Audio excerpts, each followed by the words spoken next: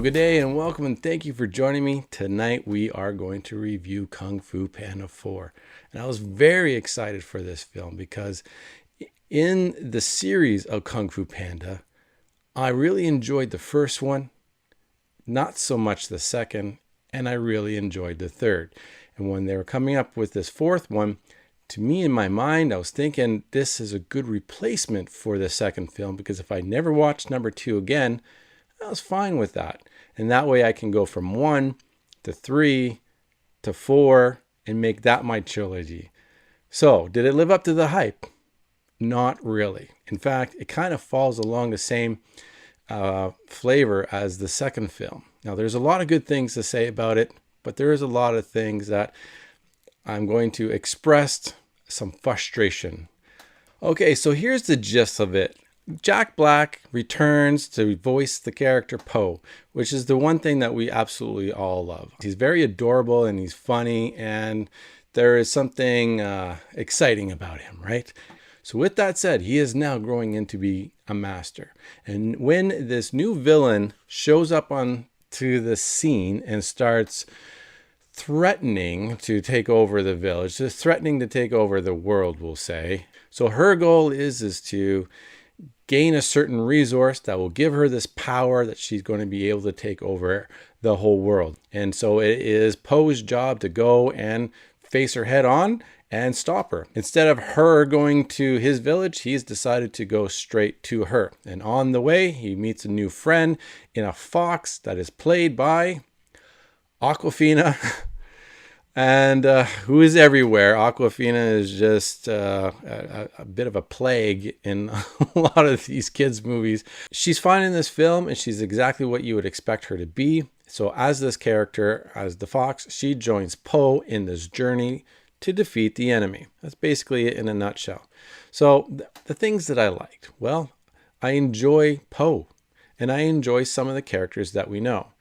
The master, Shifu, is in here again, and he's out there to help guide Po as he always has, and that dynamic plays the same as it always has, and it's wonderful. They didn't make any changes there, and that's one of those things that if it's not broken, don't fix it, and it worked out well. A few villains that you see come back are, what's his name? Lung Shao? The tiger. No, what is he? A leopard? The leopard comes back. I really enjoyed his presence. I did it in the first film. He's back in here with a small role, mind you, but when he's on screen, he's one of the best things. So the jokes, here's the thing. The jokes is where I'm going to transition from the things that I liked to the things I didn't like, okay? There are so many jokes in here that I did get a laugh. There are things that I laughed at. I did enjoy some of the things that were in there. It's like this, throwing a whole bunch of stuff at the screen and seeing what sticks. They're giving you a whole bunch of jokes here, silliness, and you're going to at least laugh a little, but there was far more things that I didn't laugh at than the things that I did. Each scene is supposed to provide you with an emotional impact. And when whatever emotion that they're trying to portray for you, it's easily and quickly ruined by a quick gag, a quick joke.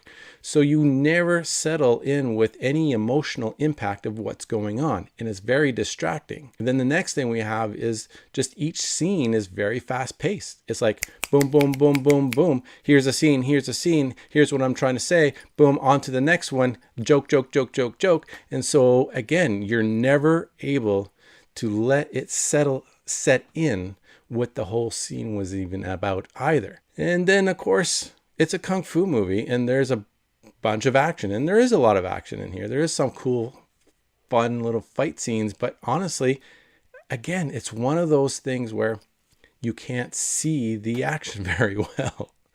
The action is happening so darn fast, you just can't see. And whose fault is that really? Because it's not like something that you're trying to film on screen with your camera. This is all animated. So they can take their time to make each scene, each fighting scene, each punch, each kick, and slow it down so that we can actually see. But the animation style, or the flavor that they were going for, is that quick, witty action. 1 minute they're here and then bam, they're here. Dang! And you really can't get a grasp of what's going on. But you're really not letting it settle in. It's just too darn fast. So the other issue here is the fox. The fox, which is played by Awkwafina, she did an all right job, but the character itself is quite uninteresting. When you compare the characters from the previous movies, you know, that Fabulous Five, you know, you had the cool tiger, you had the snake, you had the praying mantis, you had the crane, you had this monkey. They were interesting and cool. The fox is very plain looking, even just in its design, and there's nothing really cool about the character. And so the problem is certain things are transferred over to her that make her a bigger part of the world as a whole. If they were to continue with a fifth movie, she would have to be involved in a big way. And they don't bring in the Fab Five. The Fab Five is not in here really. They're kind of in here, but not at all. Like they're not a part of it. It would have been far more interesting had they have been playing a bigger role. In fact, you could have even used one of those characters and replaced the fox with that.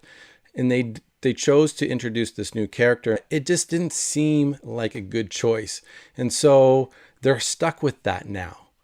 And so, to really sum it all up, the vibe for this film has a lot of energy. So there's a lot of positive energy, especially for kids. But it's that kind of energy that sparks a lot of static, annoying static, you know, that just makes the hair on your skin stick up. The hair is pointing out.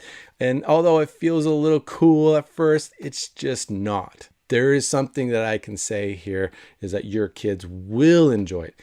The humor is designed for them. So overall, with the things that I did enjoy, I will say the visuals were really good too. The characters, other than the fox, were enjoyable too. There was a lot of good characters in here, more than what I mentioned. And the humor that did land were good. So that's my view on Kung Fu Panda 4. I enjoyed it. Disappointed that it didn't live up to the expectation what I was hoping it to be. It does not replace for a trilogy. Number 1 for me, number 3, and then it's a toss-up between 2 and 4. I'm not too sure. So that's it. That's my review for Kung Fu Panda 4. I did enjoy it. It's not a terrible film. It's not crap at all. It is what I said it is, and I'm just not going to repeat that. So take that for what it's worth, and I'm pretty sure you might enjoy it. Your kids definitely would enjoy this film. It's just not as awesome as I was hoping it would be. So until next time, enjoy film. Take care, and I wish you well.